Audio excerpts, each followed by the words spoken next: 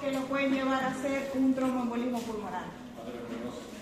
Enfermedad arterial, muy bien. Fractura de miembros inferiores. Una fractura. Tabaquismo. Tabaquismo te puede producir lesión arterial. ¿Qué otra cosa? La obesidad también es un factor de riesgo. Ajá, y fíjense que tienen idea de cuáles son los factores de riesgo. De forma general, muy general, ahorita vamos poco a poco detalle. ¿Qué creen ustedes que le puede pasar al paciente que hace un tromboembolismo pulmonar? ¿Qué le falla? A lo grande. ¿Ah? Ajá, pero la circulación ¿dónde? El intercambio. Ok. Como hay un trombo en la arteria, me va a producir alteración del intercambio. Y ustedes ya saben cuáles son las alteraciones de la ventilación. ¿Cuáles son? A ver. Si hay un trombo en la arteria pulmonar, ¿qué pasa a nivel con el intercambio gaseoso? ¿Qué pasa? Aumenta el espacio muerto. ¿Por qué aumenta el espacio muerto? Porque hay mayor, o sea, no hay perfusión para la ventilación. Porque está ventilado y no está perfundido. Ahí ustedes son expertos ya en gasometría. Si yo estoy ventilada, pero no perfundida, ¿cómo voy a tener el pH? ¿Qué va a pasar ahí? Lo primero que pasa, si yo estoy ventilada pero no perfundida, no hay intercambio de oxígeno-CO2, ¿qué va a pasar en mi cuerpo? No, primero ¿qué va a pasar? Si yo no estoy recibiendo oxígeno porque no hay intercambio, ¿qué voy a tener? Hipoxia. El oxígeno está bajito. ¿Y cuál es mi mecanismo compensatorio? ¿Qué voy a hacer yo para mejorar la hipoxia? Hipoventilo. ¿Y qué hace cuando hipoventilo? ¿Qué baja? No. Baja el PCO2. Y si yo tengo disminución del PCO2, ¿cómo va a estar el pH? Aumentado. Entonces yo voy a tener nombre completo.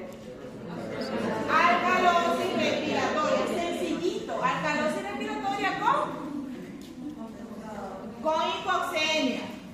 Sencillo, ¿ok?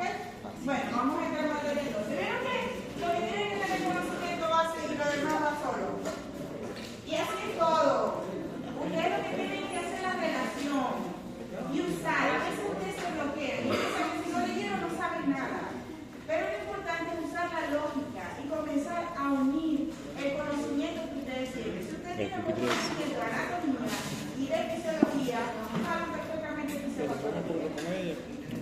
Y cuando tenemos conocimiento de fisiopatología, entendemos mejor claramente los signos y síntomas que produce cada enfermedad.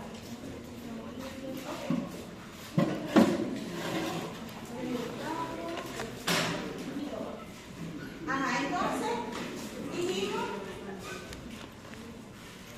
aquí se va a iniciar.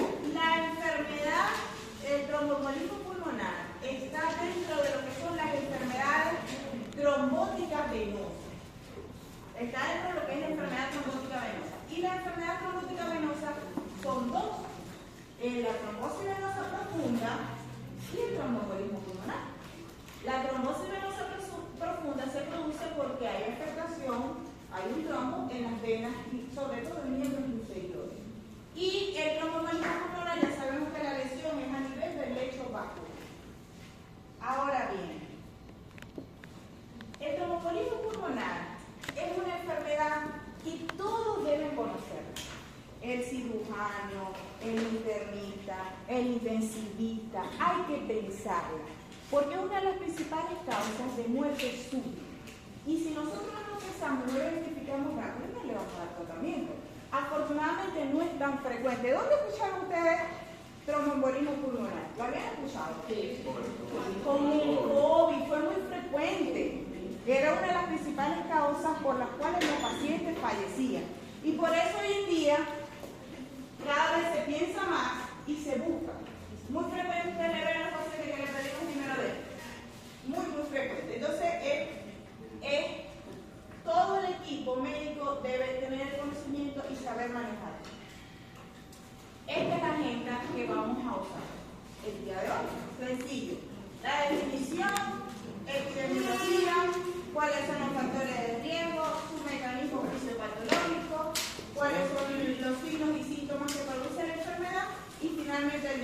Igual yo siempre le tomo un poquito de tratamiento, pero para que ustedes sepan de forma general cómo debemos abordar el paciente. Yo cuido esto, ¿no?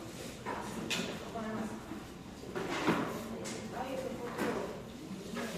Acomódala ahí. Ajá. Entonces, si quiero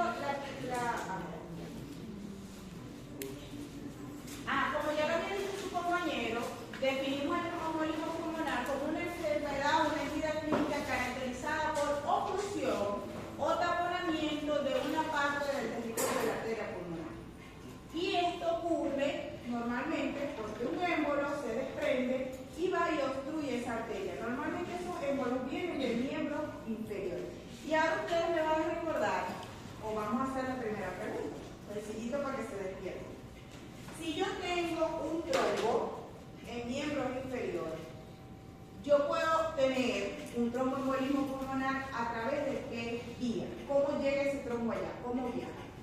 Esa es la primera pregunta. Y la segunda pregunta es, ¿yo puedo tener también consecuencia de eso una isquemia o un SB isquémico a nivel cerebral? ¿Sí o no? Sí. ¿Por qué? Muy bien. Usted me va a decir por qué. Entonces vamos el primero. ¿Cómo llega ese trombo o cómo viaja? Si yo tengo un trombo en miembro inferior derecho, en la vena femoral, ¿cómo hace ese trombo para llegar a la arteria pulmonar y obstruírmela? ¿Cómo hace? Vamos a empezar con anatomía rapidito. Allá. El trombo está en la vena femoral. Está en la femoral. Bueno, eventualmente va a llegar a la vena ilíaca común. Ilíaca común. Luego. Después llega a la vena inferior. Vena cava inferior. Muy bien. Sube, pasa por la vena inferior.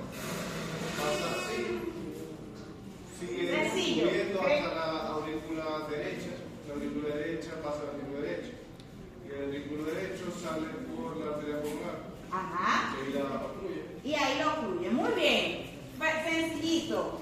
La viaja, vena cava inferior, aurícula derecha, ventrículo derecho y me obstruye la arteria pulmonar. Ajá, y ahora ¿quién me puede producir un SB isquémico? Los que dijeron sí. ¿Pueden? ¿Cómo? A ver. Podría seguir, pasa a la circulación pulmonar, Ajá. llega al corazón izquierdo, Ajá, ¿cómo? ¿Cómo va a pasar ese trombo y va a viajar para llegar a la cámara de izquierda? pasa por las venas pulmonares, llega a la aurícula izquierda, el ventrículo izquierdo sale por la otra. No puede. Con una comunicación individual. Ah, bueno, esa es la única manera. Muy bien, excelente. Si yo tengo una comunicación, ahí sí, que pasa de la aurícula a aurícula o de ventrículo a ventrículo, pero el resto no. Llega y cuando llega a un vaso más pequeño que el trombo, ahí se tapa y ahí no avanza. Así que es imposible que ese trombo, ese émbolo me viaje al cerebro. Imposible. Eso es lo que A menos que usted tenga una comunicación. ¿Ah? Eso es lo que llaman impone paradójica. Cuando pasa del circuito venoso a la arteria. Pero tiene que ser por una fístula o porque tenga una comunicación intervesicular o interauricular. Pero de resto no. Porque recuerda, si llega un vaso y ahí lo fluye, hasta ahí llega el cerebro. No puede viajar a otro lugar. ¿Está claro eso, verdad? Es importante que ustedes tengan claro, todo lo que es venoso va a llegar a donde duro, fuerte. Vena cava y la vena cava desemboca en aurícula derecha. Y quiero que les quede claro, porque ahí es donde comienzan los cambios a nivel de las cámaras derechas. Porque entonces el tromboembolismo no me va a afectar solamente el pulmón, sino que me va a afectar el corazón, principalmente las cámaras derechas. Ok. Seguimos con los datos epidemiológicos. Dentro de los datos epidemiológicos, me interesa uno. Primero, es más frecuente en hombres que en mujeres. Segundo, es más frecuente según la edad. A mayor edad, mayor es el riesgo de tener tromboembolismo. ¿Okay? Tercero, es una causa frecuente de muerte súbita. Normalmente cuando el paciente no nos esperamos y fue posterior a una cirugía y ¿qué pasó aquí? Se murió.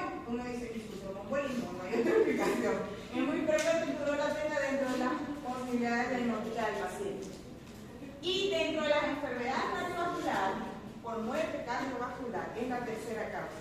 Ya yo les mencioné en la primera clase cuál era la primera. ¿Cuál es? La primera causa de muerte cardiovascular. ¿Cuál es? Enfermedad cerebrovascular. No. Infarto agudo miocardio. Esa es la número 1. ¿Y cuál es la 2? El ictus en la segunda y esta es la tercera. El tromboembolismo pulmonar es la tercera causa. Ok. Su incidencia oscila entre 39 a 115 casos por cada 100.000 habitantes y es una entidad, normalmente Estados Unidos que lleva más los datos estadísticos, así que lleva poco, pero reporta aproximadamente 300.000 muertes anuales. Entonces quiero que les quede claro, más frecuente es hombres, personas mayores, causas de muerte súbita. Y es muy importante, mientras mayor factores de riesgo tenga el paciente, pues mayor va a ser el riesgo de hacer tromboembolismo pulmonar.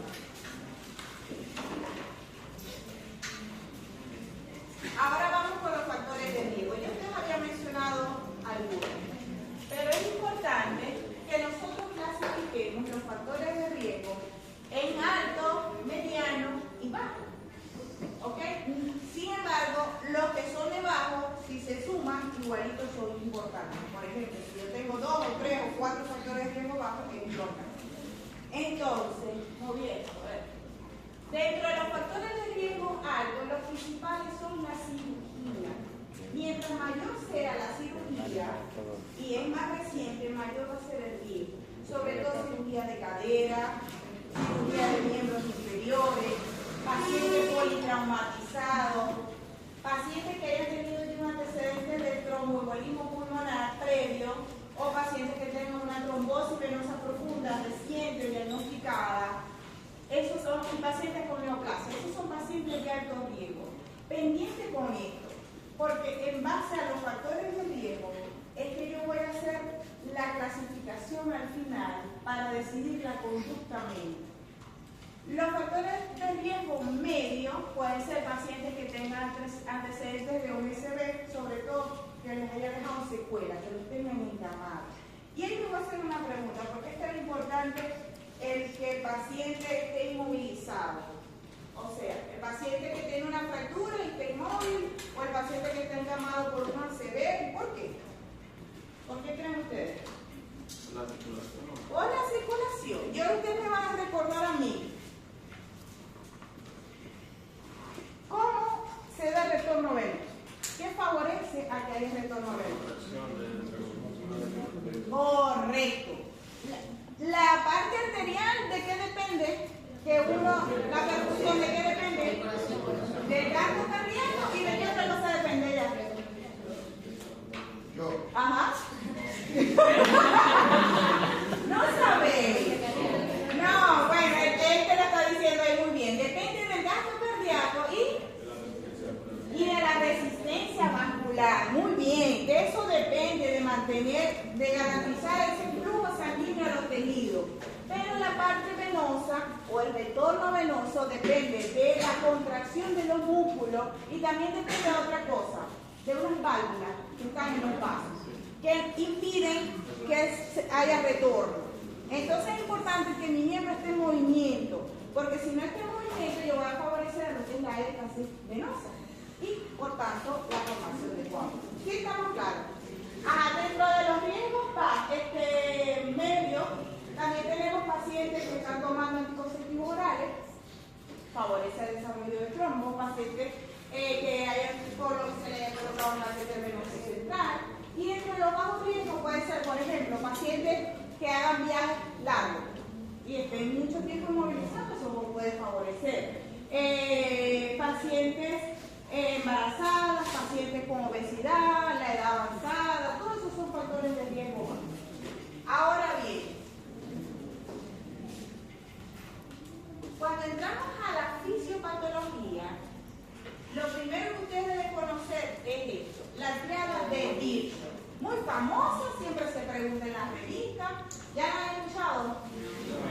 A ver. No, o sea, me nombraron ayer, pero... Casualmente. Es que dije, mañana tengo que hacer de tromboembolismo pulmonar. Y me dije, ay, te voy a dar la triada de Virchow. Ok.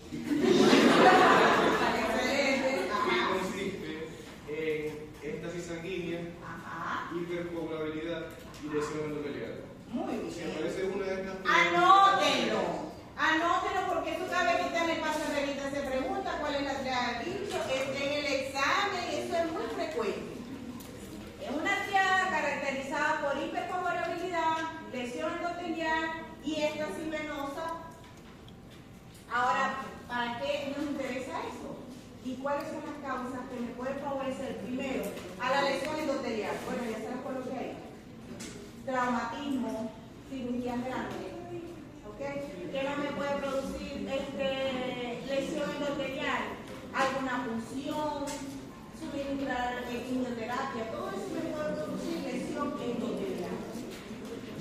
Ahora bien, dentro de las causas que me pueden enlentecer el flujo o favorecer a la éxtasis, ya lo mencionamos ahorita, ¿qué mencionamos? La obesidad, ¿qué otra cosa? La inmovilidad, ¿ok? Cualquier proceso obstructivo, porque a veces la obstrucción es completa. Una cosa importante.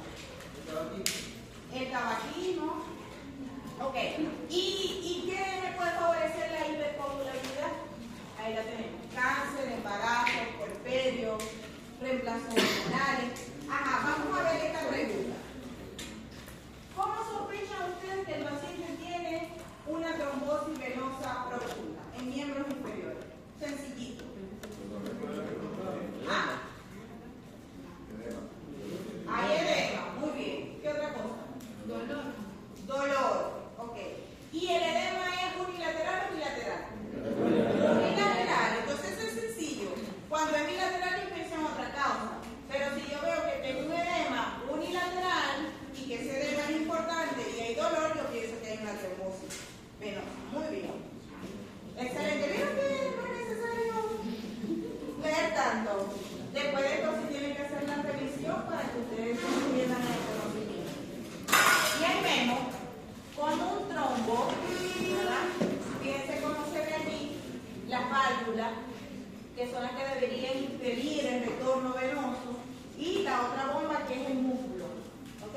Entonces, siempre hay fragmentos de ese trombo que se desprenden, y esos fragmentos son los llamados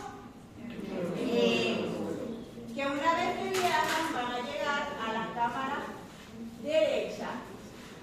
Llega vena cava inferior. Si viene el miembro inferior es poco frecuente de que sean de miembros superiores, pero también se puede dar caso. Si viene de miembros superiores, ¿dónde llega? Vena cava que es superior, sencillo. Total, me va a llegar a la aurícula derecha. De la aurícula derecha va a ir al ventrículo derecho y va a ir a la arteria pulmonar. Y entonces una vez que ya está aquí, me va a causar el primer mecanismo fisiopatológico, que ustedes lo dijeron. La obstrucción me va a llevar a la disminución de la perfusión. Y eso me va a llevar a aumento del espacio mueble. Y gasométricamente lo voy a tener, repítalo. Hipoxia y hipoventilación, que me da alcalosis respiratoria. Ese es el primer mecanismo. ¿Vieron que está sencillo? ¿Sí o no? Sí. Allá está claro. Sí. ¿Siguen? ¿Quién no sé? Ajá. Entonces, ¿pero qué pasa? ¿Qué pasa? Otro problema. Si yo tengo esa obstrucción ahí en la arteria, ¿qué creen ustedes que va a pasar con el corazón? ¿Qué creen? ¿Puede aumentar la presión? Sí. Aumenta la presión. Entonces va a aumentar la presión de la vasculatura pulmonar. ¿Y qué pasa? El ventrículo derecho, él está diseñado para manejar volumen, más no presión. Fíjense que la presión de la arteria pulmonar es 20 milímetros de mercurio, a diferencia de la aorta, la presión es muy alta. Entonces, si yo tengo una obstrucción, va a aumentar la resistencia vascular pulmonar. Y eso me va a conllevar a que el ventrículo tenga que trabajar y hacer más presión para poder bombardear esa sangre.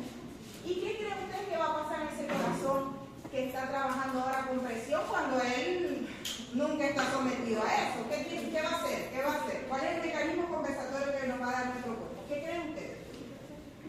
Si yo tengo una resistencia aumentada, ¿qué va a pasar en el corazón? Allá ustedes, para que se despierten.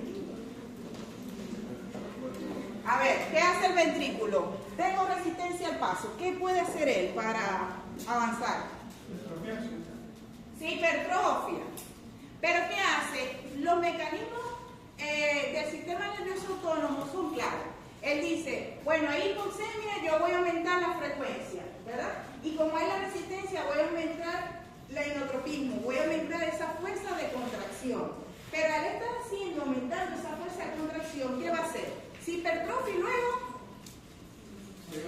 se dilata. Entonces se me va a dilatar y al final me va a conllevar a una insuficiencia del ventrículo. ¿Ok? Entonces voy a tener una insuficiencia ventricular, una insuficiencia ventricular y a la vez eso también me va a ocasionar daños en la aurícula. Y voy a tener el siguiente paso que se los voy a mostrar aquí. Y quiero que lleven el orden porque es importante para hacer el diagnóstico. Fíjense cómo es el ventrículo normal, que es este que vemos aquí. ¿Ya? Y cuando él comienza a luchar con ese aumento de presión, él se va a hipertrofiar y comienza a crecer.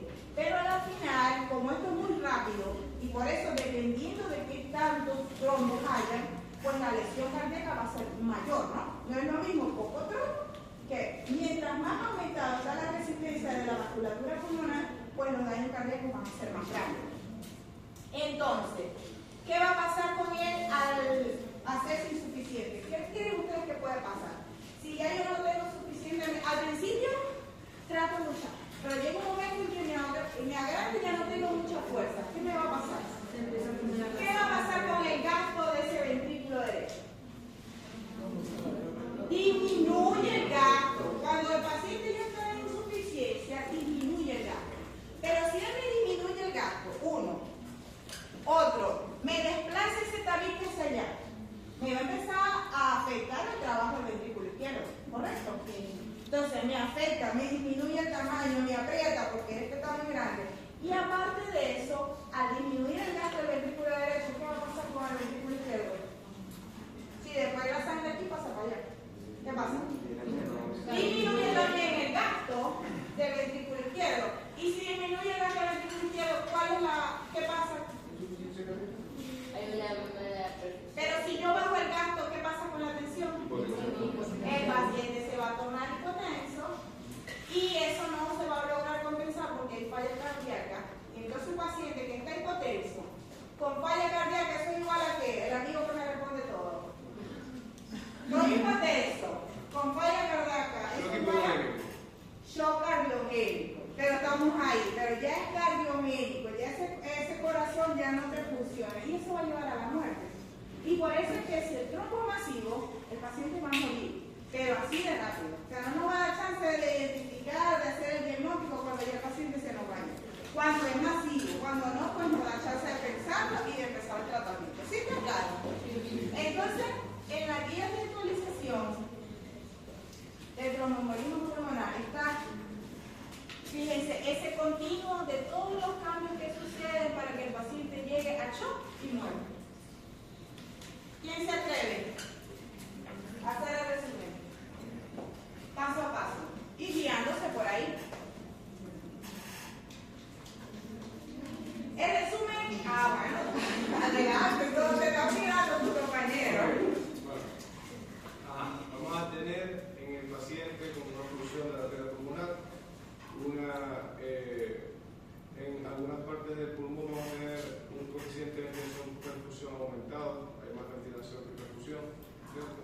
Hay un espacio muerto, eso nos lleva a una insuficiencia respiratoria hipoxémica. La compensación del cuerpo sería hiperventilar, haría más una alcalosis respiratoria. Y con el tiempo, al haber un aumento de la poscarga en el ventrículo derecho, que se trata de contraer. Me encanta ese término que él usó y está bien claro. Cuando se aumenta la resistencia vascular pulmonar, eso es poscarga. Eso es la fuerza que tiene que vencer ese ventrículo. Muy bien, entonces al aumentar esa poscarga, anoten, aumento de la poscarga ventricular, ok. Al haber aumento de la poscarga ventricular derecha, se hipertrofia el ventrículo derecho. Generalmente, como el ventrículo derecho no está acostumbrado a dar presiones como lo hace el ventrículo izquierdo, tenemos una hipertrofia dilatada, una miocardiopatía dilatada. Con el tiempo esto lleva a insuficiencia del corazón derecho, porque se nos traslada a la va muy bien, vas excelente, pero dale un poquito de chance a tus compañeros de ir procesando un poquito más lento. Dijimos que aumentar esa poscarga al final me va a llevar a que el ventrículo derecho se dilate, ¿ok? Y haga una insuficiencia. Pero a la vez también, cuando aumente ese músculo, al inicio se tiene que hipertrofiar, pero eso es muy rápido el proceso. También aumenta la demanda de oxígeno. porque él necesita más trabajo y necesita mayor oxigenación, ese músculo, para trabajar con todo este problema que se le está ocasionando. Y muy bien, continúa. Al final me va a llevar a una insuficiencia del ventrículo derecho. Okay. Eso puede tener problemas para la aurícula izquierda, porque aumenta mucho. Cuando baja el endocardía, pues la sangre se acumula en el ventrículo derecho, puede haber un flujo retrógrado hacia la aurícula derecha. Y por eso es que todas las cámaras se me van a dilatar. Yo no puedo pasar y entonces ahí se me acumula también la sangre y eso también va de forma retrógrada. Muy bien. Eso nos trae todos los signos y síntomas de insuficiencia cardíaca del lado derecho. Déjalo ahí un momentito. Signos y síntomas que va a presentar entonces el paciente que tiene esto. Puede tener una irritación yugular. Muy bien. ¿Qué otra cosa? Lo que pasa es que se tarda un poquito más. Cuando es más crónico, hace más. Así rápido no vas a ver así. ¿Qué otra cosa? Ajá. Puede haber. Pero ¿qué rápido? Miren, el signo más claro o más evidente o más frecuente que ahorita vamos a ver es la disnea. Y la disnea, nótela, súbita. Una disnea de inicio súbito, uno siempre piensa, o sea, de pronto, entonces hay que pensar en tromboembolismo pulmonar. ¿Qué más? ¿Sí están entendiendo? ¿O estamos por aquí? ¿Ah? Puede haber dolor torácico. Ok, avanzamos con la fisiopatología porque ahorita hacemos más énfasis aquí. Ajá, te falló el ventrículo derecho. ¿Y luego qué pasa? Bueno, eventualmente con esa disminución del gasto cardíaco, al disminuir el gasto cardíaco del lado derecho, el izquierdo tampoco va a estar bombeando la sangre que tiene que bombear y esa sangre pobre en oxígeno. Ajá. Y eso va a llevar a un shock cardiogénico y la muerte del paciente. Ok, muy bien. Entonces, como yo lo venía colocando, ahí se van puntos clave. Aumenta poscarga ventricular, me ocasiona dilatación del ventrículo. Eso me puede ocasionar también aumento de la demanda de oxígeno, que me puede llevar a isquemia. ¿Okay? Cuando me aumenta la demanda y ese aporte que le vamos a suministrar no es suficiente por el mismo daño, va a ocasionar isquemia. Ok, eso a la vez me va a llevar a disminución del gasto del ventrículo derecho.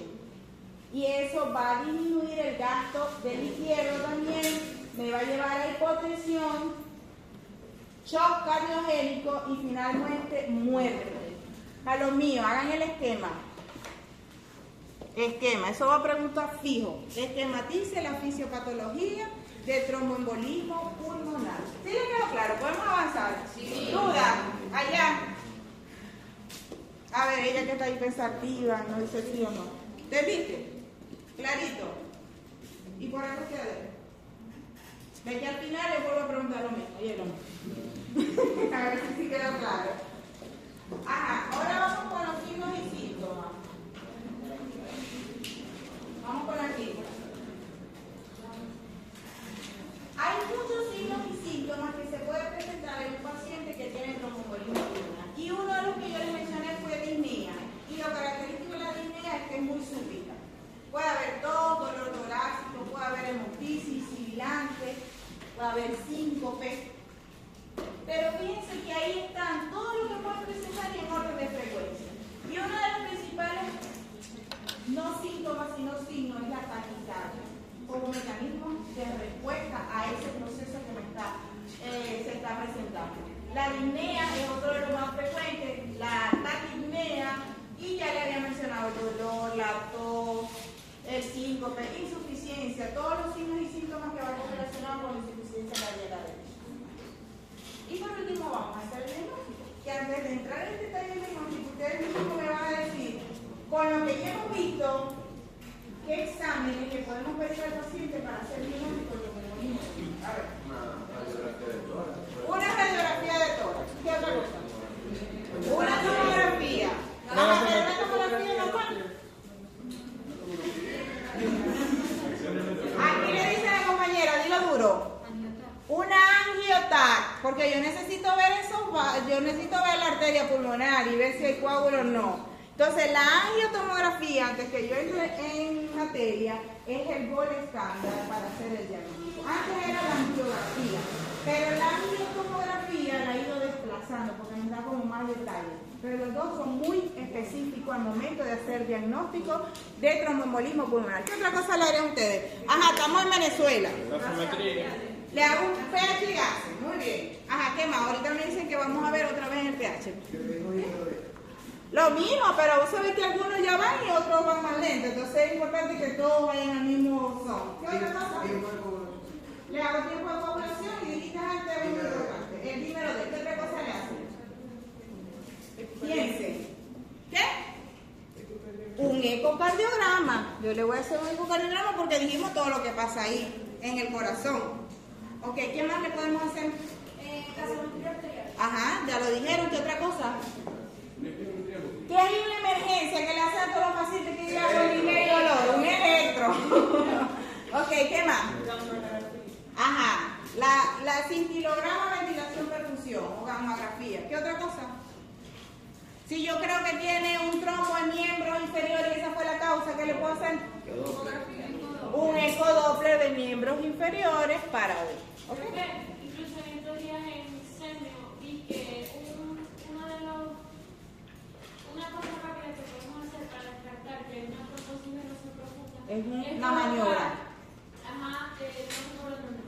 Pero colocar el brazalete de tensiómetro, colocarlo en la pierna y soplarlo entre 60 y 180 milímetros de mercurio y si el paciente presenta dolor es positivo. Okay. Y también hay maniobras que uno hace, presión en los gemelos y si hay dolor, el signo de oro. Muy bien, excelente. ¿Vieron qué? ¿Está sencillo o no está sencillo? ¿Ah? ¿Está clarito o no está claro? Ajá, entonces vamos a iniciar. Ahora que viene el detalle. El detalle de qué es lo que vamos a ver en cada uno de estos estudios. Ajá, pero antes de entrar en el estudio, vamos a hablar de las escalas. Las escalas es muy sencillo. Las escalas uno no se las tiene que aprender de memoria. ¿Cuáles son las escalas? Estas escalas son para estratificar el riesgo del paciente. Y uno decir si es de alto riesgo, si es mediano o si es bajo. Y eso me va a mí a permitir la conducta. Por ejemplo, si el paciente tiene alto riesgo, yo de una vez le hago una angiografía. Y no me voy a poner a hacer el dímero D, porque yo digo que es riesgo alto. Pero si el paciente es de riesgo bajo, yo le hago el dímero D. Y si el dímero D me sale negativo, entonces lo descarto. Y no hago la copia. Entonces por eso es importante la escala. Apréndanse los nombres. La escala de Ginebra, la escala de Pesci y la escala de Weber.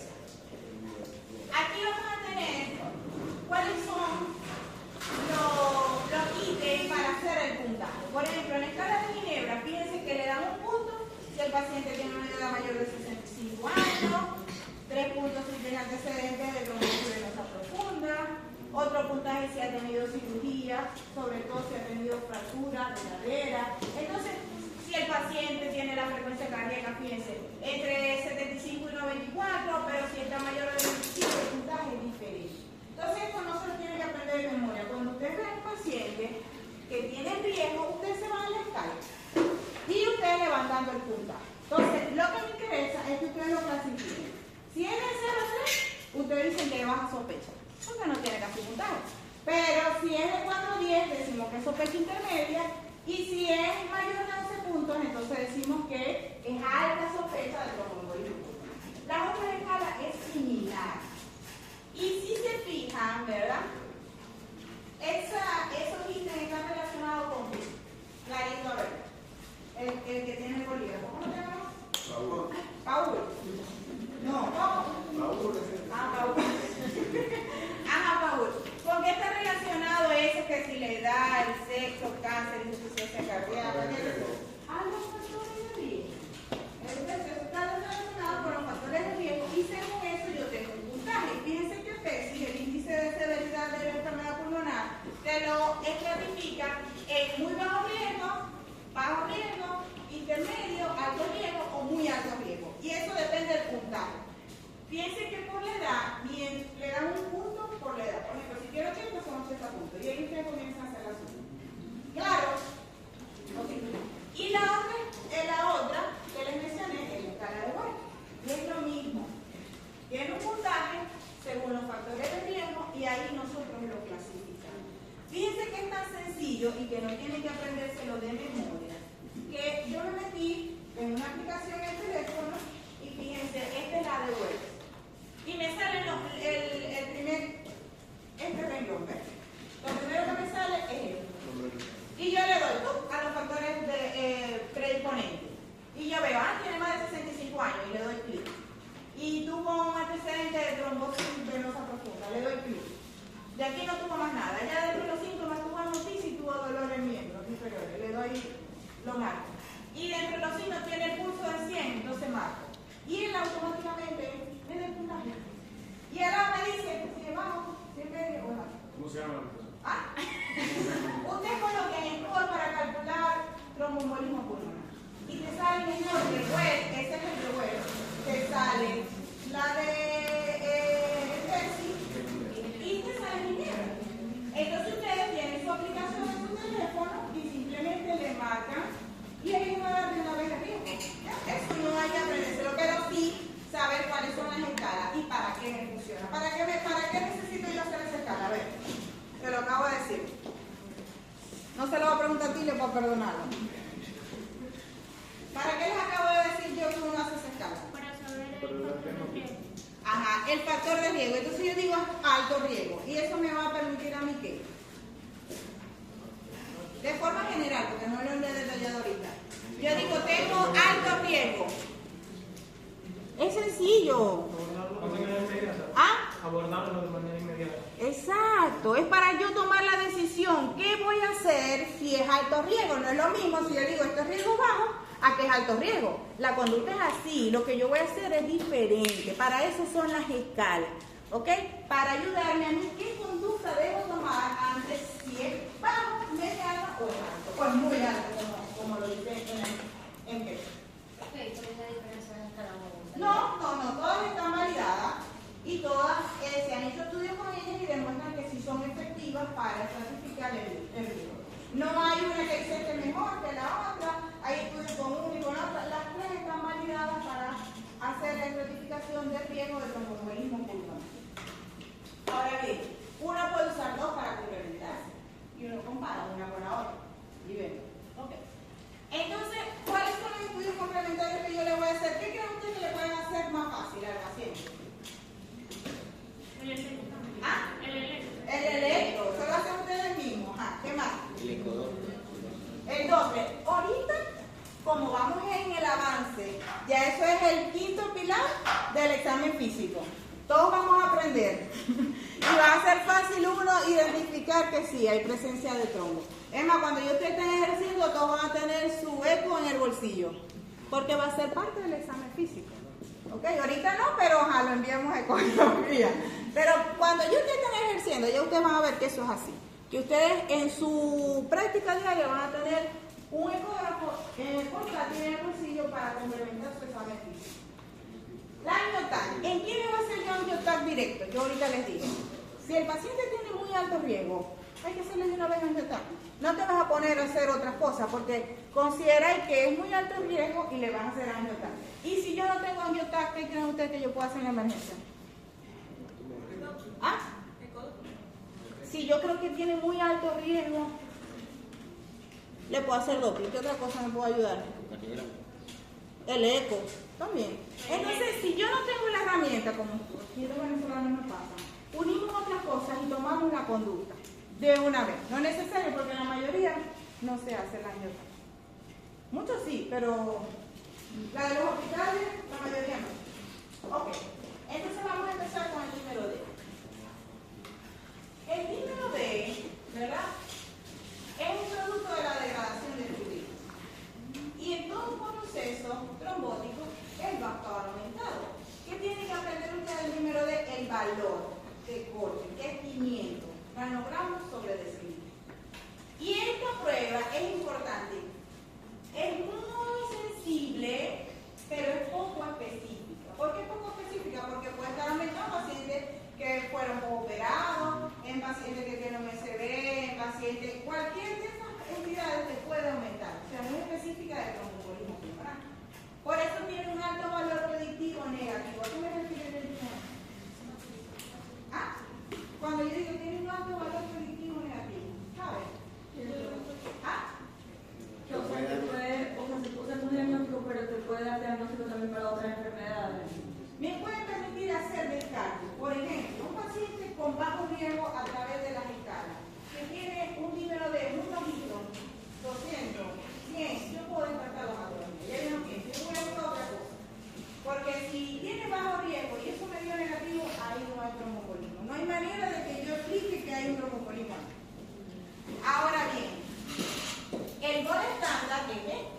Y cuando usted le pregunta en revista, ¿cuál es el mejor estándar para hacer diagnóstico de tromboembolismo pulmonar? La angiografía. Sin embargo, esas escalas y la correlación ya no hace obligatorio hacerlo. ¿Ya? Por ejemplo, yo le hago el eco, tiene el electro, tiene otra cosa, pero ese sigue siendo el gol estándar. Y antes de esa, ¿cuál creen ustedes que era? Lo dijeron. No, yo les dije ahí. Yo les digo ahorita la angiografía. Pero antes de eso, ¿qué estaba? La angiografía. ¿Ok? La angiografía. Muy bien. Entonces, esta tiene 100% de sensibilidad y especificidad. Y ahí fíjense cómo se identifica el trombo. A estos pacientes yo colocar un contraste. Este contraste realza esta es la arteria pulmonar. Y yo ahí señalando ahí. Esta es la arteria pulmonar. ¿Ven? Y esta es la derecha. Y miren cómo tiene el trombo. Esta es la aorta. Ahí se ve. Ah, se ve súper, ¿verdad? Pero ahí también tiene trombo en otra parte. No, esa no. Vamos a ver la otra. Ahí. ¿Dónde ven los trombos allí? Párate, pues. Señálalo. Fíjense, están señalados. Aquí hay, pero aquí también tiene y aquí también tiene. Fíjense este corte tomográfico. Esta es la arteria pulmonar y aquí tiene la división. ¿Ok? Derecha e izquierda. Y esta que ven aquí es la otra. Obviamente, después que nosotros hacemos una ayuda y vemos el trombo, confirmamos. Ahí no hay duda, ¿verdad? Las otras herramientas ya lo habían visto, que es la gammagrafía o cintilograma de ventilación-perfusión. ¿Cómo va a estar el cintilograma de ventilación-perfusión? ¿Qué vamos a ver ahí? Ventilación-perfusión, ¿qué vamos a ver ahí? Vemos áreas que están ventiladas pero que no hay perfusión. ¿Ok? Y eso tiene alto valor, es muy específico, poco sensible pero muy específico. Ahí tienen una imagen de una arteriografía pulmonar y otro de los complementos, ya yo les había mencionado, que es hacer un ecodoppler de miembros inferiores cuando hay signos clínicos de que hay una trombosis venosa. El electro. Aquí sí vamos a entrar en detalle. Ustedes no han visto electro, ¿verdad? O ya en fisiología le dijeron, esta es la P, este es el QRS, ¿sí? Sí. Al menos ya sí saben que son las ondas. El primer cambio en el electro, anótenlo, es taquicardia sinusal. Ese es el primer cambio y es el más frecuente, más del 50%. Los otros cambios que yo puedo ver son signos de sobrecarga de ese ventrículo. Y eso lo voy a ver sobre todo en las derivaciones de anteriores, B1, B2, B3, B4, sobre todo B3 y B4. Y eso se especifica por una onda T negativa. El paciente, como aumenta las cámaras derechas, puede haber desviación del eje hacia la derecha. ¿Okay? También puedo tener un bloqueo de rama derecha en estos casos. Puede haber arritmia, pero lo que quiero que noten y que siempre se pregunta en las revistas es esto. ¿Cuál es el patrón electrocardiográfico típico? Ya saben que eso no es lo más frecuente, este se presenta como un 30%. Lo más frecuente es taquicardia sinusal y signos de sobrecarga. Por ejemplo, onda T negativa. Pero este signo es el que siempre se pregunta y va a ver que lo pregunten y lo pregunten y lo pregunten. ¿Qué es el patrón? S1, UT, T3. No sé por qué a todo el mundo le gusta preguntarlo. Entonces, ¿qué significa eso? A ver, allá el respondedor. ¿Qué significará S1, UT, T3? S1 en la D1, la primera derivación. En D1 yo voy a observar el segmento S, no tengo la terminología. Entonces, el término que en D1 yo voy a ver una S muy profunda. Entonces, S muy profunda en D1. Ok, y después avanzamos. ¿Qué significa? Tenemos Q3, una Q3 también bastante baja. Tradujo. Que en el D3 yo voy a ver una Q patológica. ¿Qué quiere decir es chiquito. Normalmente, ¿en qué otra patología ustedes ven patológica? ¿Se han visto algo? ¿Y se acuerdan del fisio? Necrosis. ¿Ok? La Q es necrosis.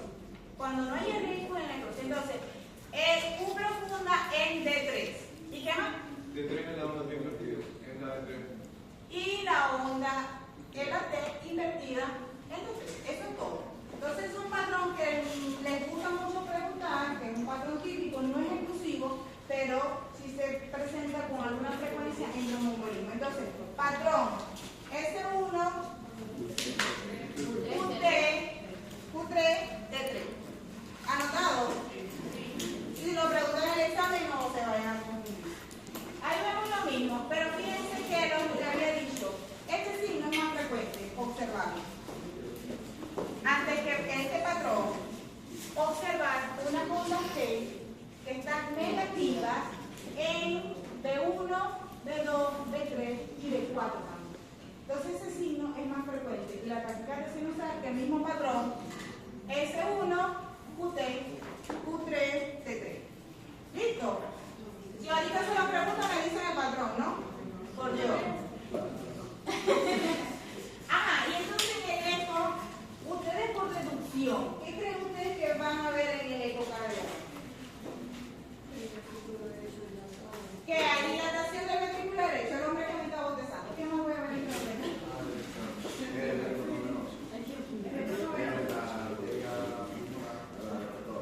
Ajá, pero vas a ver ahí. Cuando uno tiene un ecocardiograma, un movimiento del corazón y las cámaras cardíacas. Ventrículo derecho dilatado. ¿Qué más también puede estar dilatado? Secundario a eso. La aurícula. La aurícula también derecha. ¿Qué más puedes ver? Insuficiencia de la válvula. ¿Cuál válvula? Duro. No. ¿Cuál válvula? Respondan ustedes. Bifúspide, porque estamos en cámara derecha. Ok. Pues no me voy a decir alguna cosa. Ajá. ¿Qué creen ustedes que va a pasar con el ventrículo? Con el hierravín interventricular. Desplazamiento, y ese desplazamiento va a hacer que haya movimiento paradójico de eso. ¿Qué también puede haber? ¿Cómo creen que va a estar la contractilidad? Al principio, pero ahí cuando usted le hace que hay insuficiencia, hay hipocinesia. Está baja la fuerza de contracción. ¿Ok? Movimiento paradójico del septum interventricular. ¿Qué otra cosa? La presión de inyección va a estar baja. Claro que lo que van a ver en el... ¡Ay, qué otra cosa pueden encontrar! Que ustedes sí se logra ver. Pueden encontrar trombos intracavitarios. ¿Ya? Trombos intracavitarios. Entonces, si se ve trombos intracavitarios, tiene más riesgo de estar embolizado. Y es más fácil corroborar. Si yo veo todos esos cambios en cámara derecha y veo que hay presencia de trombos, yo de una vez voy a tomar la glucosa, porque ahí no hay duda. Ya estamos terminando, no se desesperen. Entonces difusión ventricular, hipertensión pulmonar que me había saltado. En esto nosotros podemos medir la presión de la arteria pulmonar, indirectamente. Pero entonces hay aumento ahí de la presión de la arteria pulmonar. Y dilatación de ese ventrículo. Los signos en radiografía, la radiografía no están... Sí, hay ciertos signos. Por ejemplo, el signo de Westermann, que son áreas de oligógeno, que uno ve hipertransparente y no ve como vascularización. Ahí no se ve bien en la radiografía. Hay otro signo, que es el signo de la pala. Palla. Pongámoslo palla. ¿Qué es ese signo? Ese signo es que se ve que hay aumento de la arteria pulmonar. ¿Ves? Está aumentado. Y también se ve como cortado. Entonces eso implica que hay un trombo porque no se ve como la continuidad. Y otro signo que es la joroba de Hampton. Allá, es como una radiopacidad en la base del pulmón. Pero actualmente existen otros marcadores. Y esto sí quiero que lo anoten y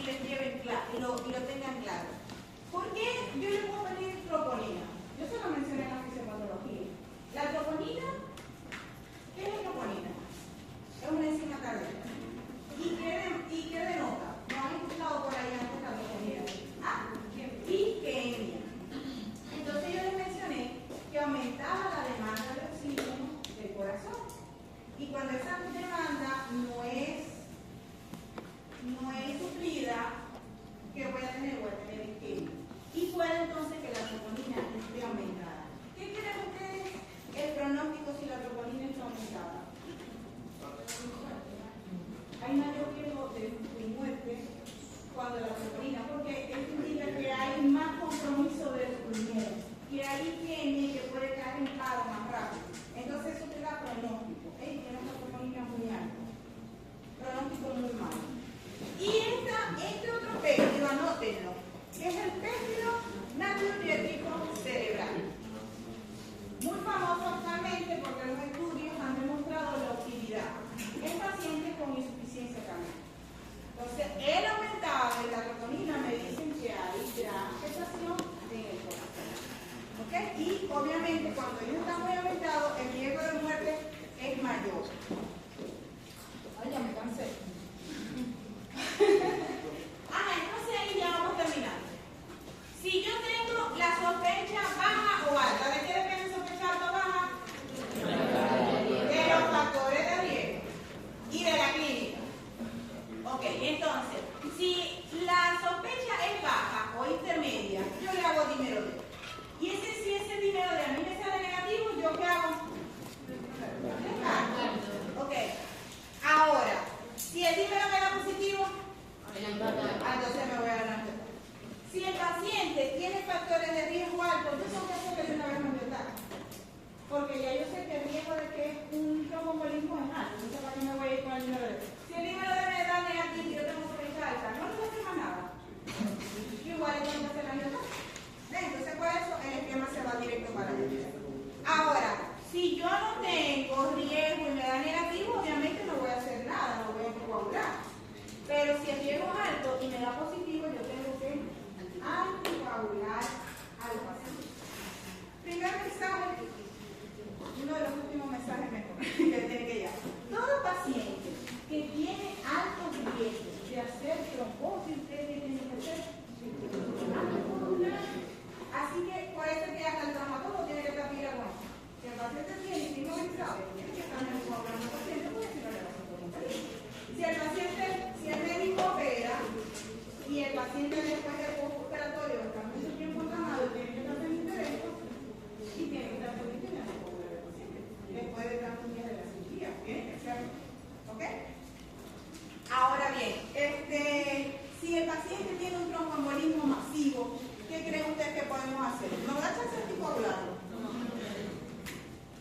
No nos da chance. Actualmente, lo que va a hacer cardiología ha avanzado mucho y en nuestra ciudad cada día tenemos más cardiólogos especializados en hemodinamia. Y estos van directo por catéter y hacen extracción de estos órganos que se llama embolectomía.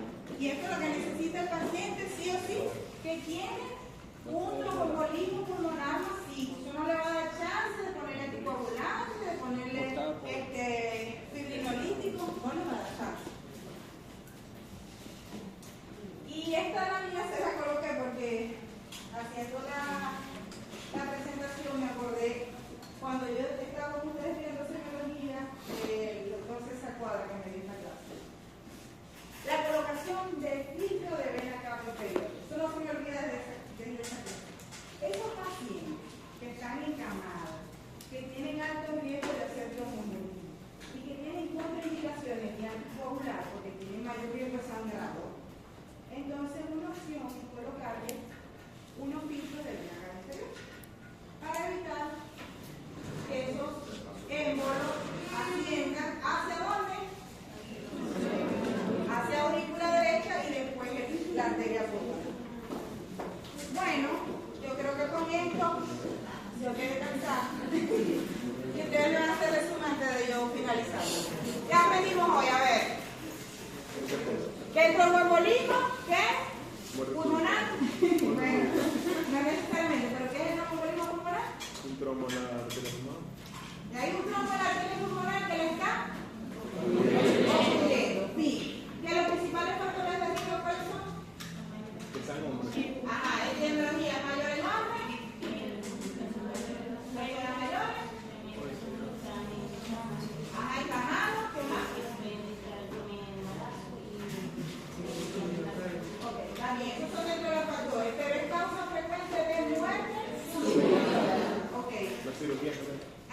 cirugía. La cirugía.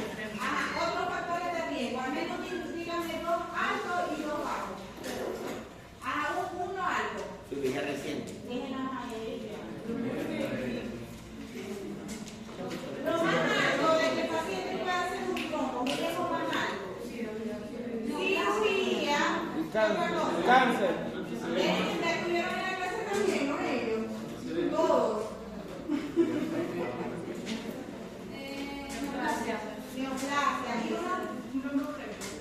Tromboembolismo previo. Trombosis venosa o tromboembolismo pulmonar previo. ¿Y quién me resuelve la fisiopatología? A menos con punto grande que no sea él. A ver, por acá adelante. A lo grande, no tiene que ser mucho detalle. Pero ¿qué entendieron de qué es lo que pasa en un paciente que presenta un tromboembolismo pulmonar? A ver, es llegó tarde, que le puede hacer. No, pero lo primero que pasa, automáticamente que se obstruye la arteria, ¿qué pasa? Alteración de la ventilación, perfusión, aumento del espacio muerto, y eso me va a ocasionar, ¿qué alteración gasométrica? Hipoxemia, ¿y qué más? Alcalosis respiratoria. Ok, y luego yo voy a tener el problema que es aumento de, la palabra muy bien que dijiste que me gustó, con carga del ventrículo derecho. Por lo que hay un aumento y dilatación del ventrículo derecho. Y eso va a conllevar a una insuficiencia. Y esa insuficiencia cardíaca derecha secundariamente me va a producir una insuficiencia cardíaca izquierda que se va a manifestar clínicamente. ¿Por qué? Por hipotensión. Por hipotensión.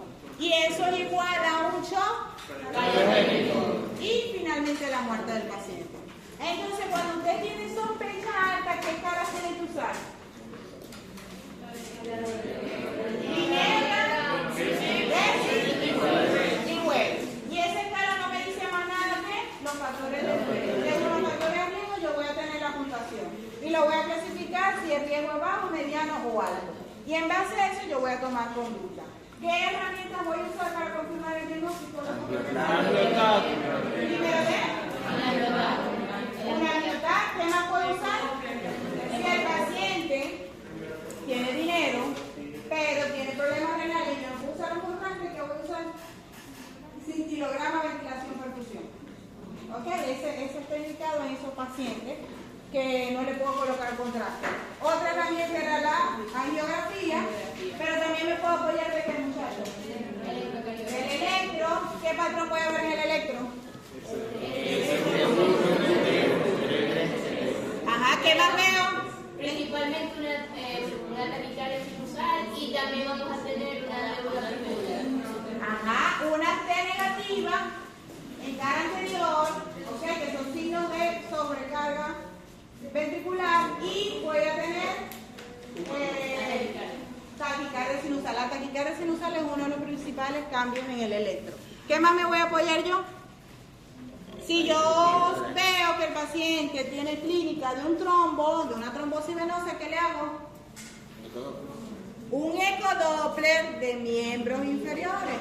¿Y qué me falta? Todo lo que les dije. El ecocardiograma. ¿Sí? ¿Qué vemos en el eco?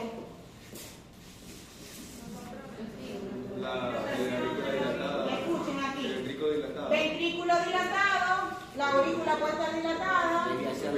Trombo cavitario. Pueden haber un trombo cavitario, ¿qué otra cosa? Desplazamiento del tabique, y puede haber movimiento paradójico del mismo. ¿Cómo va a estar la contracción de ese ventrículo? Disminuida, que es hipocinesia, con una fracción baja. Y bueno, estamos listos. Por su atención, muchas gracias.